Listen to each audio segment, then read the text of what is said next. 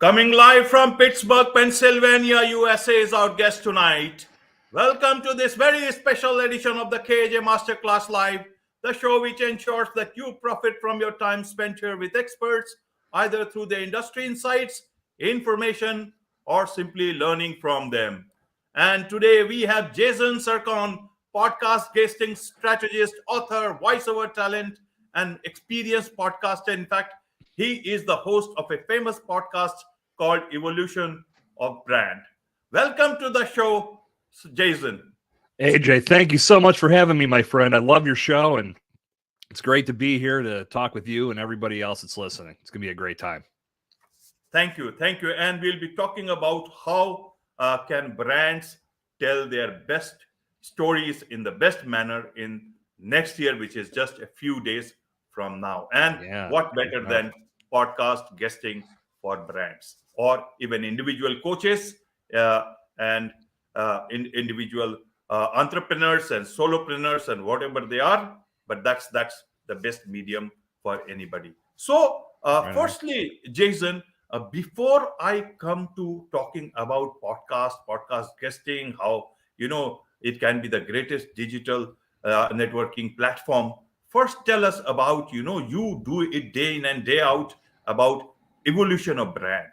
What exactly is evolution of brand? What do you talk there?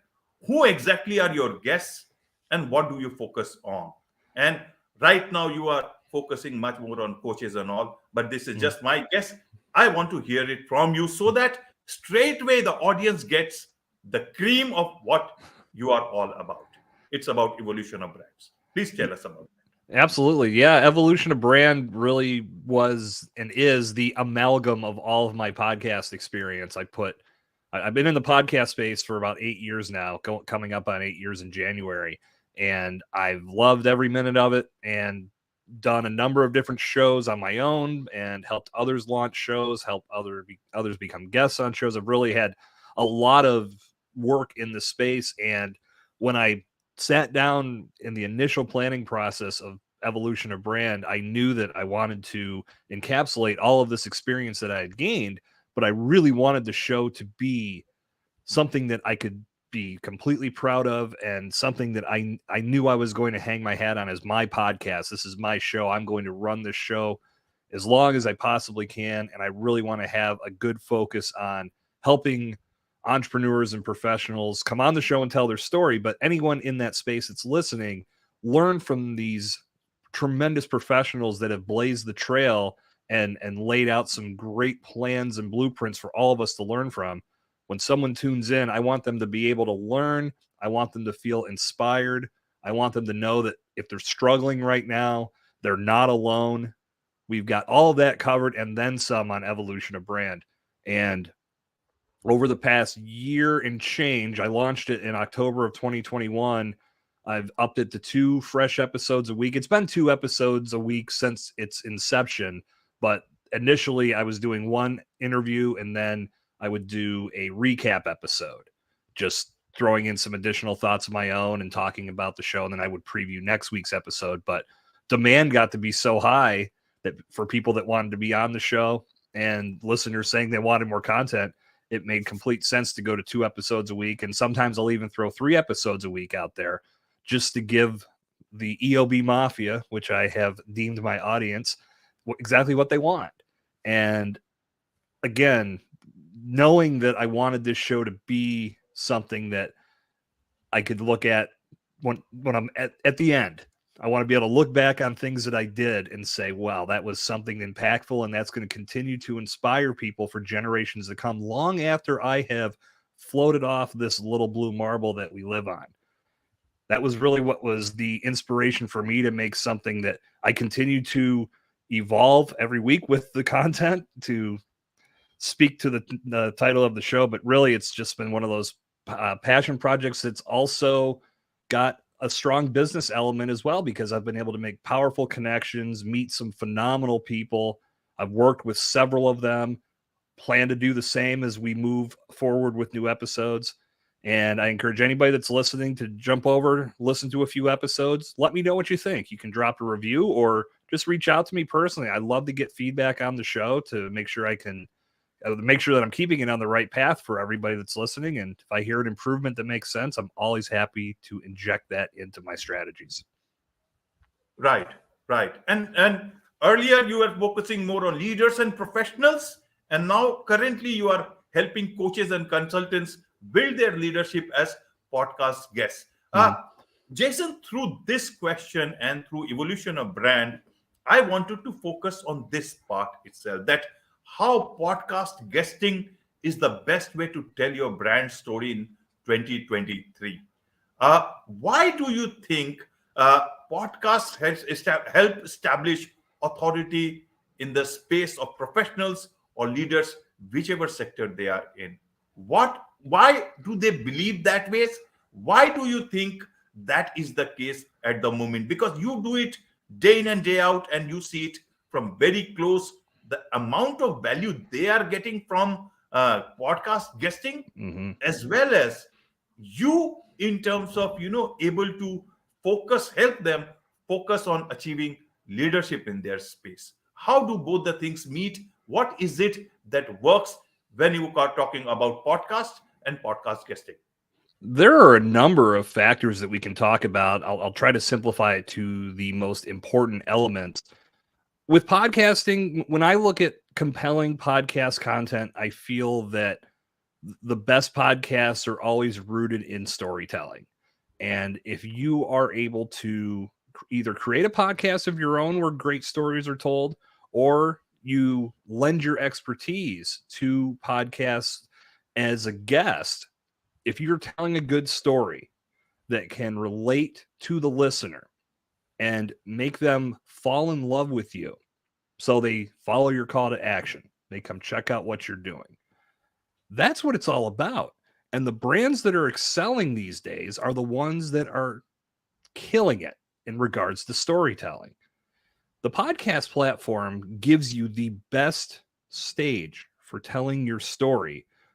And the reason I feel so strongly about that is because most platforms these days are built around short form content.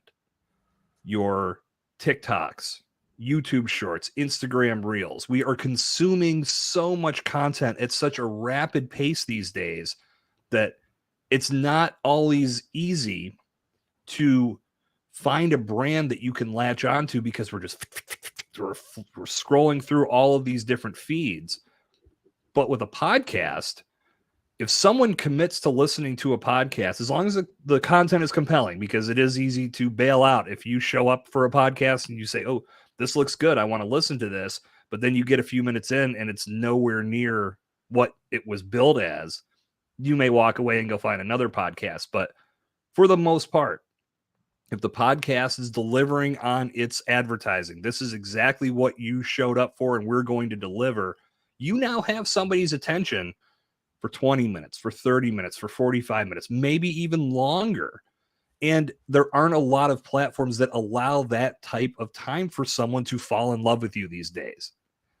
For me, having this opportunity to connect with podcasters across the globe and have these powerful conversations, tell my story, give people a real understanding of how podcast guesting can impact their brand and take their brand from unknown to undeniable, as my tagline goes. I couldn't think of anything more fun and anything more powerful, because AJ, as you and I talked about before we started recording today, we're just two friends getting together for a conversation. Right.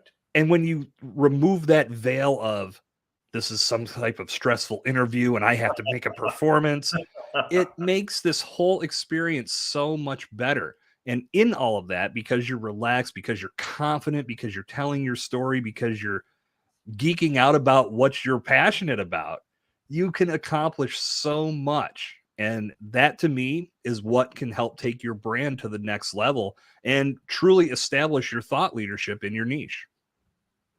Right, right. And you talk, when we talk about taking to the next level, it is just not in terms of brand perception, but even in terms of, actual numbers. And you say that through podcast guesting, you can attract clients, increase profits, and take your brand, if it is unknown, from unknown to undeniable. Mhm. Help us understand, through these words that you have shared with me in terms of what your podcast is all about, what podcast guesting is all about, so that people who are, you know, uh, on the fence and thinking about, whether all traditional methods are much more reliable or podcast guesting can be much more reliable, they can actually understand the value that podcast guesting can bring to brands and individuals, professional coaches, and so many people who are trying to build some sort of authenticity around what they are doing. With podcast guesting, as I said before, there are so many different aspects that you can focus on. For one, that thought leadership element is huge. A really big element is SEO. The more interviews that you make, or the more podcasts that you make guest appearances on, when you lend your expertise and that information gets shared, Google indexes these podcasts because the links are coming from highly reputable sites, and your link that you provide is going to it should point back to your website. I will say that now. And as a call to action for all podcast guests out there, it should always be to your website, because when that link gets posted, the more it gets posted, you're getting all these backlinks. So it increases your organic search visibility. And in my opinion, what I love about this, and this is one of the bigger elements that I focus on, is the fact that when you have all of these interviews out there working for you, if you put them in a central location, say a website or a page on your website, it's a great way for people to go and maybe check out an interview or two. But even if they don't listen to all of those interviews and all of those shows that you appeared on, there's this list of shows that they can say, holy crap, this person is in demand. And when you're in demand, it makes people look at you a little bit differently. And it shows that you are a resource they can trust, because clearly you know what you're talking about, because you're making all of these guest appearances and you're talking about what you're passionate about. You're providing this solution over and over and over again. So somebody that is looking to find transformation in their life, no matter what your product or service is, if you're giving them the answer over and over and over on a consistent basis, it allows them to fall in love with you and your brand, and ultimately take that next step towards becoming a client, towards becoming a paying customer. And that's really what it's all about. There's a strategy involved.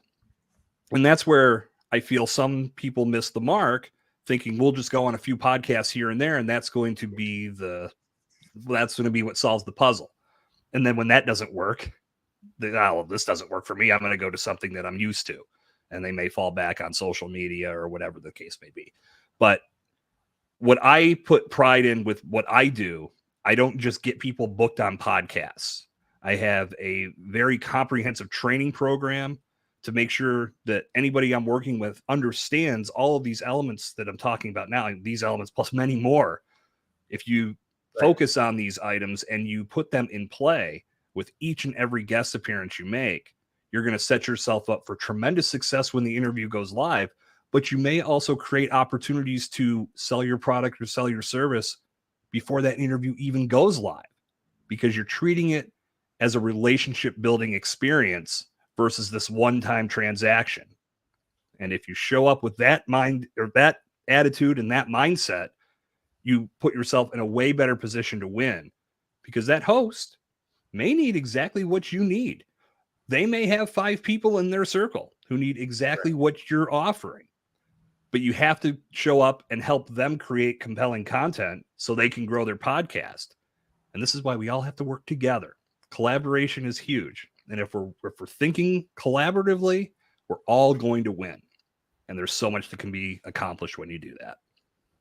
Right, Jason. When you say that you offer comprehensive training and support and guidance to people who are doing podcast guesting, and especially people who do not have much experience about appearing on podcast, how exactly, in simple terms, would you tell that? Does it mean that simply getting an invite for being a podcast guest is not enough, but actually to make full use of a podcast guest opportunity is where the strength lies for any individual, any brand, any coach or anybody, whoever it is. Do you mean that exactly? And what is it that separates from a person who is just jumping onto a podcast, and somebody who has been fully trained from someone like you, an experienced host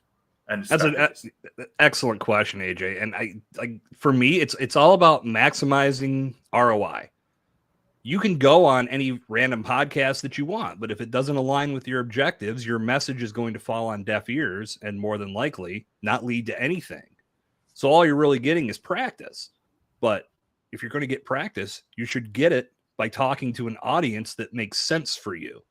So what I've seen happen, and I know this just from working with people that have come to my show through agencies.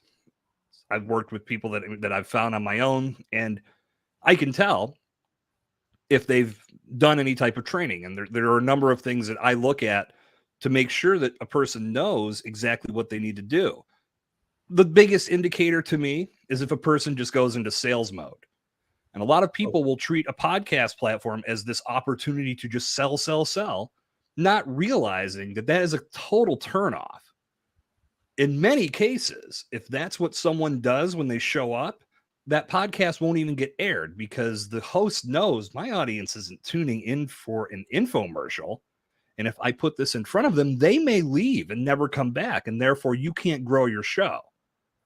So it's knocking that mindset out immediately and helping people understand that you are a valuable asset. And you have to respect what the podcaster is looking to achieve just as much as they need to respect what you're looking to achieve. And in most cases, podcasters know they're getting a window of opportunity to speak to this guest. They're going to ask them some great questions. They're going to pick their brain. They're going to learn exactly what their approach is. And when they do that, they set themselves up to have great content to present to their audience. If the guest shows up with that expertise, has that conversation that just strikes gold, everybody has a great time. When that goes out to the audience, they can feel it. They can feel that there was synergy in the room. There was synergy between the computer screens. The host and the guest had some chemistry that led to a powerful conversation. That's content people want to listen to. That's content that people will come back for because they know, okay, this show is giving me what I want. I'm entertained. I'm educated. I know when I tune in, I'm going to walk away feeling a little different. That's like any content that we consume in our lives. If we watch a great movie, you walk away going, wow, that was fantastic. I can't wait for the sequel. I can't wait to see what this actor does next. There's so many things that we get compelled by. But on the flip side of that, if the movie sucks, we walk away saying, ugh, that was a waste of my time. And you never want that when you're creating your own podcast. And you never want that when you're the guest. You want people to listen and feel a little different. Feel a small piece of that transformation that you can bring to their life. Because when you do that, that's when they start to develop that trust in you. And when they trust you, the instinct will be to reach out and see what else you can provide them to bring value and transformation to their world. So having training up front before you ever go on a guest appearance is critical. And even if you've been an experienced guest before, I still like to take some time to talk about these items just to make sure we're on the same page. And there might be some things that you've never tried. I don't want anybody out there flying blind.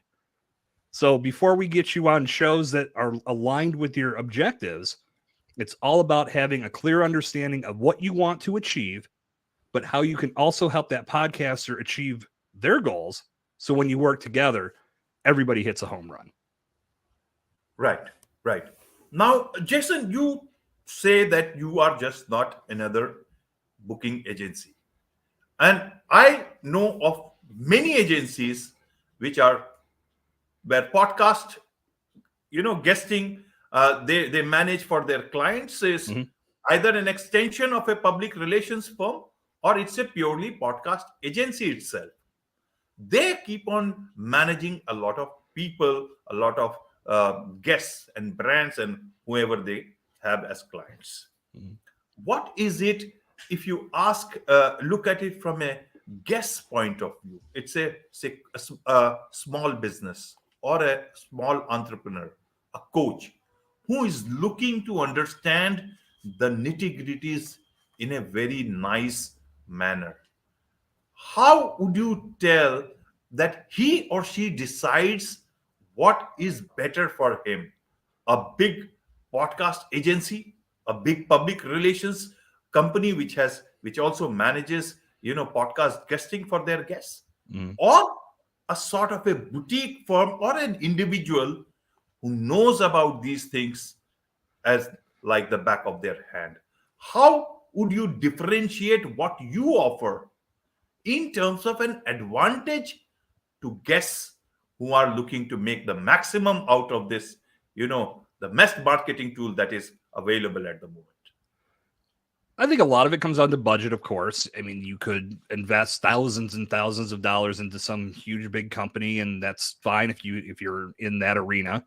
There are a number of great agencies out there that do a phenomenal job. I've worked with many of them with my podcast, and they've referred guests, and things have gone splendidly. It's been phenomenal. One of the big things I think is different on my end, there's a couple things that I think. Obviously, the training is a lot more intensive than I've seen anywhere else. And another big thing that I'll hang my hat on is I'm not ever going to tell you that I'm getting you booked on top ranked podcasts and then not doing it.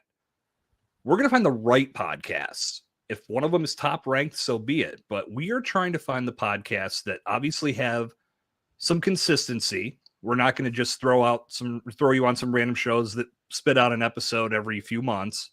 We want to make sure that they are showing up for their audience and they have a good presence in how they promote their shows, because that's how they're going to promote you. So we want to make sure that we're handling that end. But it's not just about any podcast that will have you on as a guest. My approach is much more thorough in that respect, in that I would like to have conversations with podcast hosts before I ever refer anybody to them and find out exactly what they want to achieve. And by doing that, I'm not wasting anyone's time, because AJ, as a podcaster, you've probably experienced this. You get a lot of recommendations thrown your way. This person would be a great guest for your show. You should bring them on. But it's not necessarily tailored to what you are looking for. And you can look through that presentation, and if it's well presented, you may feel, okay, this is a good person to bring on my show. But I'd much rather have that conversation with you, AJ, and say, listen, tell me what you're looking for.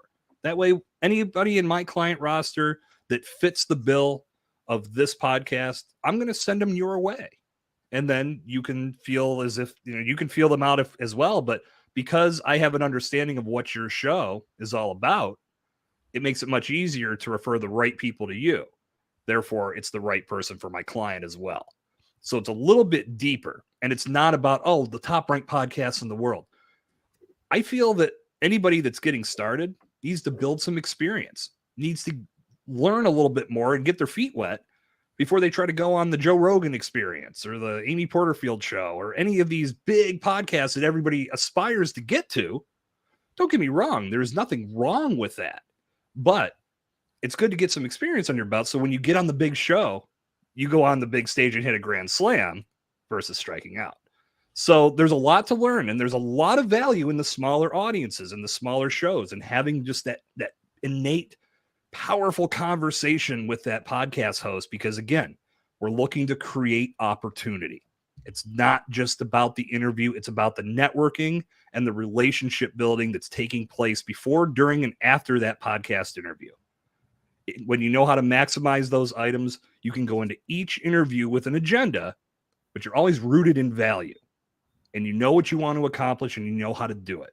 So the training piece is huge. Finding the right shows and making sure everybody aligns is huge. Big thing that I am focusing on going into the new year is asset creation. I feel that these interviews need to be more publicized, not just to help promote podcasters. Now, again, that to me, that's an unwritten courtesy. You should be able to, you should be willing, if you make a guest appearance, to share that content with your audience. But there are ways that you can go even further with it. You just have to ask the right questions. And creating assets that will position you as a thought leader, it maximizes the ROI even more. Because this is content where you are on stage telling your story, extolling the virtues of what you do, why you do it, and how it's going to bring somebody transformation. Your audience needs to hear as much of that as they possibly can. So additional asset creation is something that I feel is going to be a huge part of what I do. And it's going to be one of the main reasons that I stand out.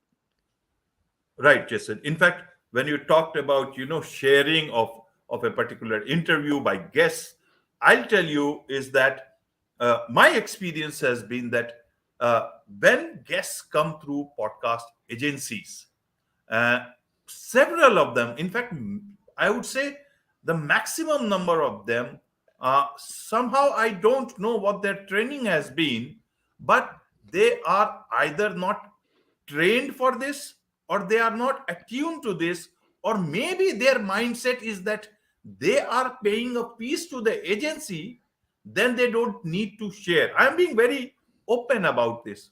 Mhm. Even individual podcast guests who approach, they have now started warming to the idea of sharing podcast episodes, video episodes, audio episodes. Mhm. But by and large, independent guests tend to do that. And nowadays, in the last few months, I have seen it happening more. Perhaps they have understood this better. Yeah. And that is one of the reasons I always try to see whether the guest who is actually coming onto the show from a agency side is bringing so much of name or value in itself that even if they don't share, it can be okay. But I guess this limits my choice as the agencies, and as well as the agency's choice, in terms of if podcast hosts start looking at it exactly, if it is only their audience which is getting engaged and not the other side. You already see, Jason, there is a pod fade which is of 85 to 90% at this point in time. Mhm. And very soon, if this continues, that it can be a problem. So I want to understand, or what would you say to such training of guests, that they should be made aware about what exactly it's, even if it is not about their about courtesy, then even in terms of benefit and profiting out of sharing of that particular episode, that is where they have spent so much of time and energy to create that particular step. I want your thoughts on this particular thing. It's a big epidemic. And I'll tell you, a prime example of this, I actually just posted a clip yesterday as we sit and record today of a little rant that I went on one of my recent episodes about the fact that podcast guests, not all, but some, ignore completely that the new episode that they were on was live. And I get that they might be on multiple shows, and that's completely fine. And I'm not saying they have to drop everything and post it on every single network. But that content was built to showcase their expertise.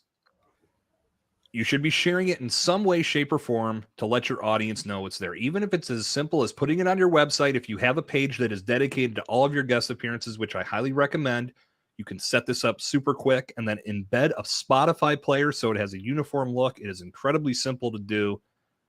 But I posted this rant, and I had the first comment that I got on TikTok.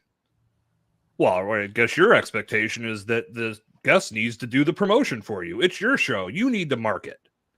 Completely missed the point of what I was saying. That wasn't my expectation at all. Of course, it is the podcaster's responsibility to market their content. And I know damn well that every podcaster is going to do that. They're not just going to throw episodes out there and do nothing with it.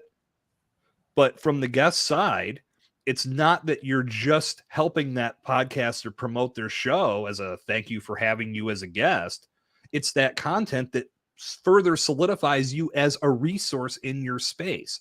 That's where the miss is at, in my opinion. When you show up with your expertise and you give a great interview, and I don't think there's a podcast in the world that hasn't experienced this. You think this went so well, and I can't wait when this content goes live, because we're going to have all of this information out there, and they're going to share it with their audience. I'll share it with mine. And it's radio silence from the other side.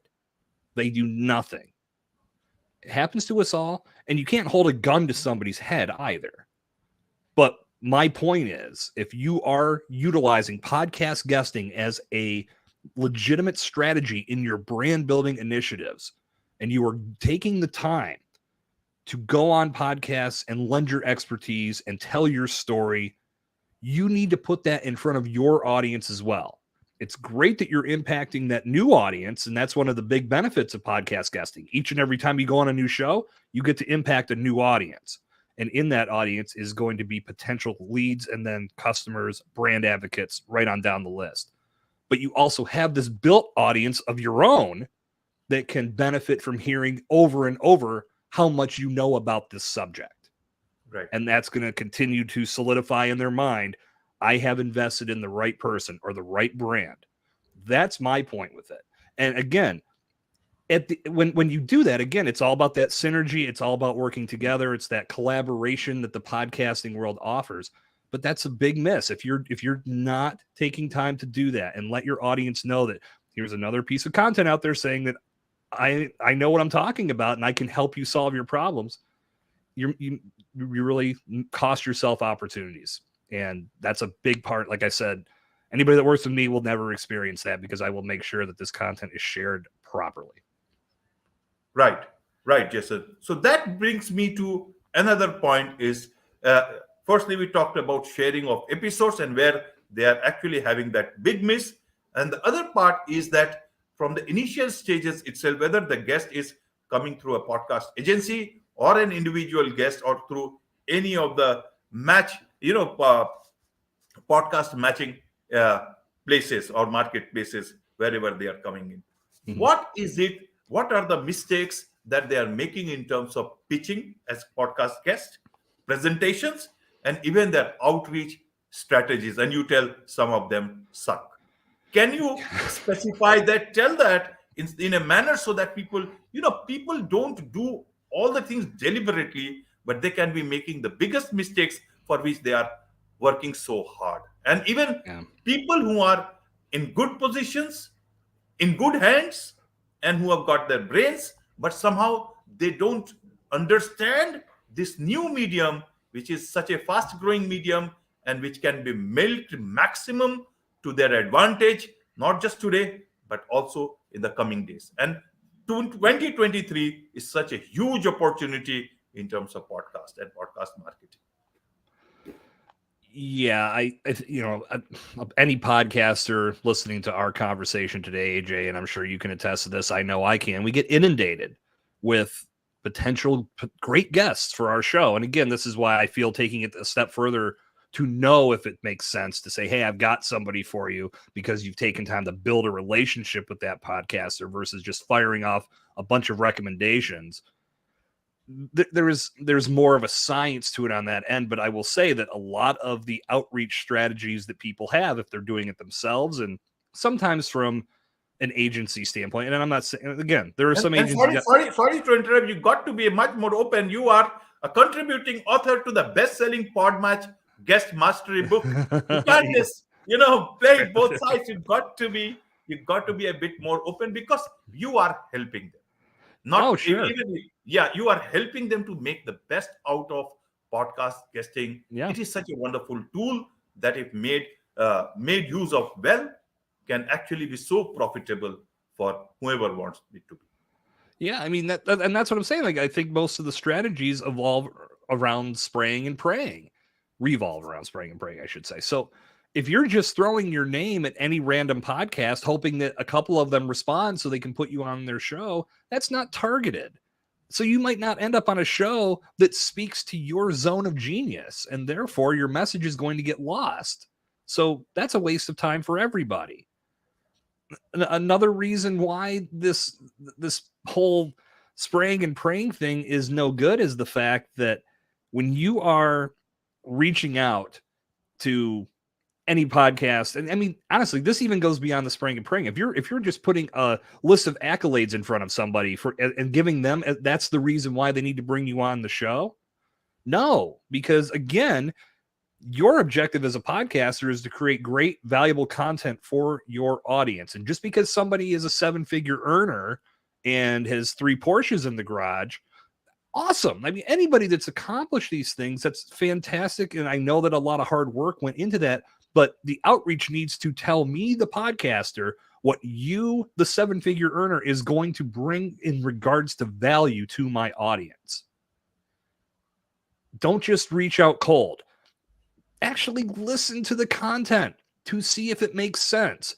This is why a lot of people do hire agencies and do bring on help to alleviate a lot of the heavy lifting that goes into the actual research process that makes this work. That's why I'm doing what I do. I just feel that adding this element of training to it helps the cause. And once you have your feet wet and you can jump off the high dive into the deep end, you're going to swim as far as you possibly can. I'm done with the swimming analogies. I'm just trying to come up with those on the fly.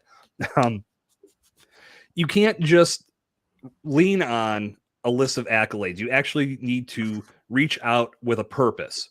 Why do you feel you'll be a valuable asset? What kind of amazing content can you help this podcaster create? You also have to consider the environment in which you're reaching out. AJ, you and I met through PodMatch. So their chat feature allows you to reach out, and I've received books in the reach out process, which I feel is a little bit overdone. I would rather have you start a conversation with me, tell me why you think you'd be a valuable resource, point me to your profile, which should be built in a way that tells me, yes, this person makes complete sense to have on my show, or no, I don't think this fits what my audience is tuning in for. Makes it very simple, but you can have that interaction and you don't have to give somebody something that's as long as War and Peace. In a DM situation, say you were to DM somebody on Instagram, focus on starting the conversation before giving them this message that ends up being this long on your screen, because most people are going to tune out and not read that, and it doesn't get you anywhere. In an email, you can be a little bit more detailed and provide a little bit more content. But if you're doing email, make sure that you're still keeping it concise. Point out a few key items that you learned from the research process. I just listened to episode 133 where you had Bill on, and when you and Bill were talking about X, Y, and Z, that was amazing content. I've actually told a couple of my clients who I talk to about this all the time to go listen to this episode. You know, if you're looking for new guests right now, I'd love to lend my expertise, because in addition to X, Y, and Z, I'm also doing A, B, and C. And I feel that would fit perfectly with the content that you're creating. See what I did there? So if you take the time to actually listen and see what their show is all about, you'll know if your expertise aligns. And you're not just coldly throwing your name and a list of accolades at somebody hoping they'll say yes.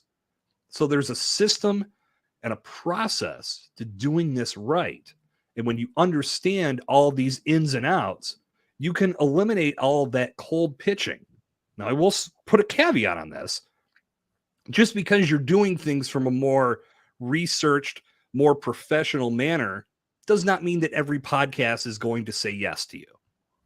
You have to be realistic about it. It's still a numbers game, but you give yourself the opportunity to get more chances at guest appearances if you present yourself in the right way. And if you spray and pray, you may get some appearances, but they're more than likely not going to align with your objectives and therefore not serve your brand growth. Right, Jason. You have covered it very well. In terms of podcast guesting etiquettes, is there anything you would want to tell for the potential guests? How they should approach? How is it different than any other medium? And how they can actually best make use of this? You know, that some etiquettes that if they follow, which I'm sure you have mentioned in the Guest Mastery book, if that they can lead to better results for them. Yes. For one, don't show up thinking that you're going to sell. You don't need to go into sales mode when you're a podcast guest. Bring value. Be ready to have a great conversation. Tell your story. Help that podcaster create exceptional content that they are going to be proud to share. When you do that, maybe they'll buy from you on the spot once you turn the mics off. Maybe they have people in their circle.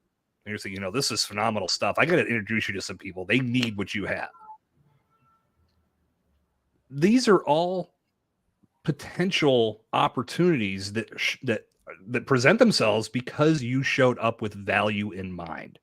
And you weren't trying to treat it like a one-time transaction where you just sell, and then you leave. This is what it's all about, because you need to build relationships in order to grow your brand. And the more podcast interviews that you do from that mindset, the more opportunities you have to network on a high level and make new connections that could lead to a world of opportunities for your brand. But if you're showing up with this one faceted mindset of, okay, this is a performance piece and I've got to be on my game and it's a sales pitch and they need to know this and they're going to buy my book and buy my course, and you miss out.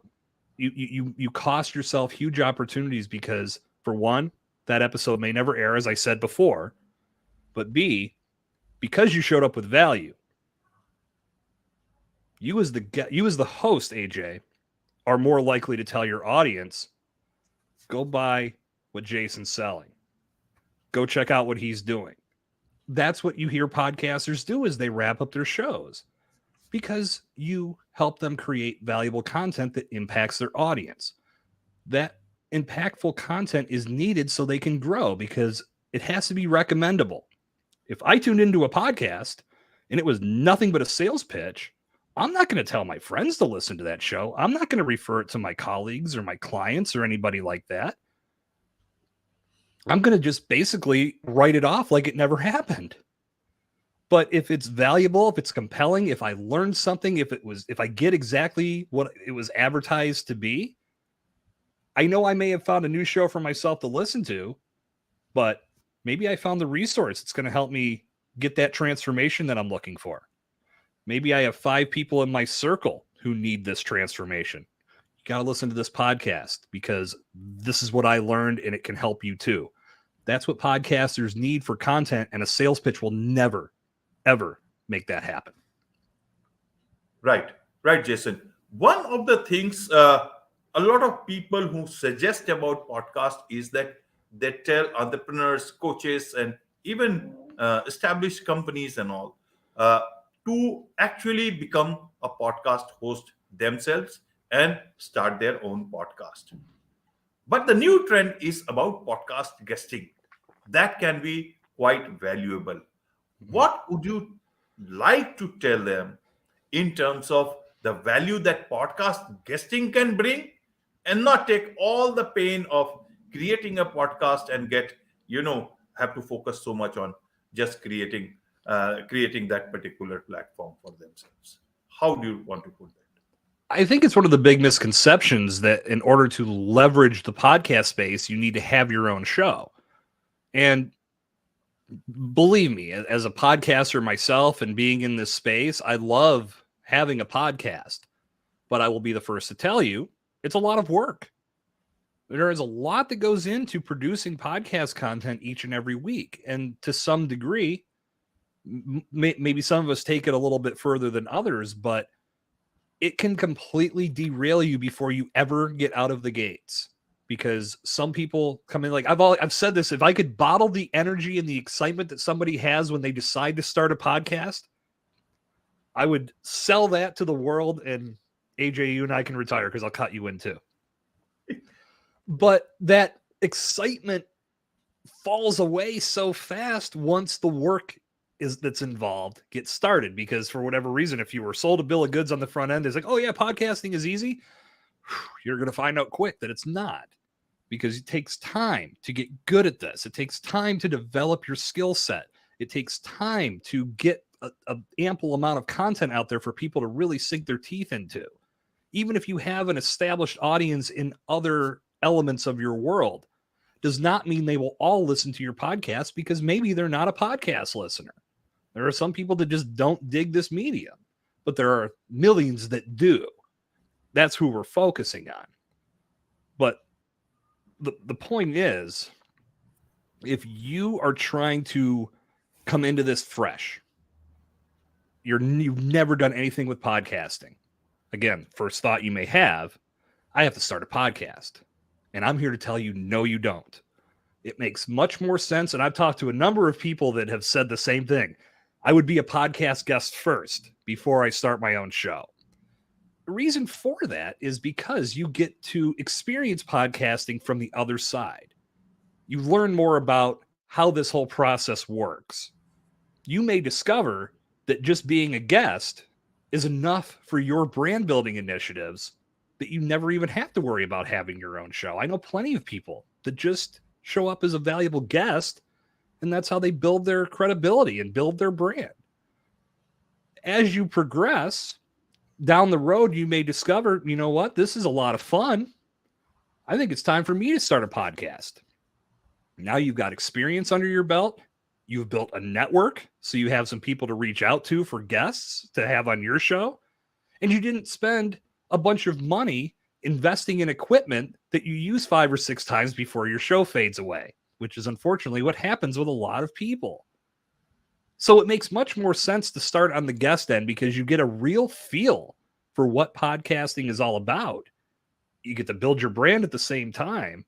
And then you may discover down the road, because you've fallen in love with this platform, much like I did 8 years ago, having a podcast is the way to go. I'm going to start my own show. And now I have some people that I can talk to. I don't have to stress about building a list of who I'm going to bring on as guests. There's a lot of value in starting from that way first. And again, maybe you don't ever launch your own show. Who knows? But I will say with confidence, start with the guesting side first, and you're going to approach this from a whole new perspective if you ever do decide to launch a show down the road. Right, Jason. And so going into the new year, how should brands look at podcasting and podcast guesting? Should they look at it as a new space, as something very new that everybody is trying to understand? Or is it some extension or refinement or addition to the old tools that we already have? How do you look at it? What would you tell them so that they actually understand the value of this fantastic medium that we have in front of us? I still see podcasting as a fairly new arena. Now, that's not to say that, it's been around for nearly 20 years at this point, but there's still a lot that we can build upon. And I think what we're seeing in this space, the learning curve is definitely flattening. And what I mean by that is new podcasters that are coming into this with their own shows, maybe as little as a few years ago, they were able to make some mistakes and it was okay. They were able to put some rough content out there that didn't sound good, maybe had some weird dogs barking in the background or lawnmowers going off, and we accepted it. But now, because there is so much for us to choose from, if your sound quality is low, if your content simply is not compelling and it's not grabbing people's attention, there are other choices for people to make. So they're going to go to another show and more than likely tune you out, which does not help with growth whatsoever. So I feel as if we are going to continue to see that type of evolution in the podcast space. And clearly, big companies know there are a lot of podcast listeners out there because they are investing millions of dollars in advertising. I don't have the numbers in front of me, but I know that it was on track to break $1 billion at some point soon. I can't remember the exact year, but the number of ad dollars that get poured into podcasting, enormous. So we're going to continue to see things like that, which is why I stress this so strongly. Starting to build your presence as a guest now it's a great time to strike the iron because there's so many podcasters coming into the space. They need value-driven guests to help them grow. And if you can show up as that valuable resource to help them, maybe we can eliminate some of this pod fade that we have when people stop producing episodes after 7 or 8 attempts. Spoiler alert, you can't learn anything in 7 or 8 episodes. So you have to give yourself a true commitment. And that's the one I'll give all aspiring podcasters that are looking to start a show 2 pieces of advice. If you're going into 2023 dead set on starting your own podcast, make sure that your content is compelling so you can get people's attention out of the gates. Make sure that you're bringing on the right guests so the content is going to be a win-win for both sides. That's that's two pieces of advice wrapped into one. Number two, I've been saying this for a while. Do not look at your stats for 6 months at a minimum. I would say go a year, and I'll tack that on as well. Commit at least a year to your podcast. Get past 7 or 8 episodes, but don't look at the stats because those numbers can really throw you off. Now, can they help you? Absolutely they can, but you have to look at them at the right time. And if you're looking at your download metrics after your 3rd episode, wondering why no one's listening, you may get discouraged and then stop producing content before you ever had a chance to make a real breakthrough. So you have to be thinking on that level. You have to be thinking on this level of these numbers are going to fall into place as I get better at what I'm doing. As I get better at my craft and I keep having better conversations and creating more kick-ass content for my audience to consume, my numbers are going to grow because of it. So if you don't get fixated on metrics out of the gate, you're going to put yourself in a much bigger position to win. And then from the guest side, this is a great time, as I said before, because so many podcasts need your expertise. They need someone to come on and help them create this engaging content that's going to help them grow. And the more they grow, the more opportunities you have to grow because your message is being heard by new people each and every day.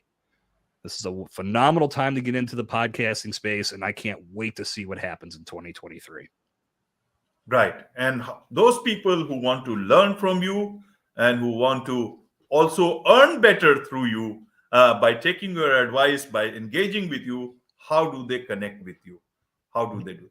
Join me at authorityenhancer.com. And there you're going to learn a little bit more about my program and how we're going to help take your brand from unknown to undeniable.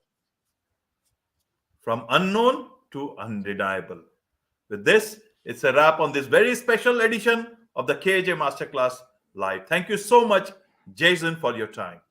AJ, thank you. This was a lot of fun. I appreciate the opportunity to get to chat with you today.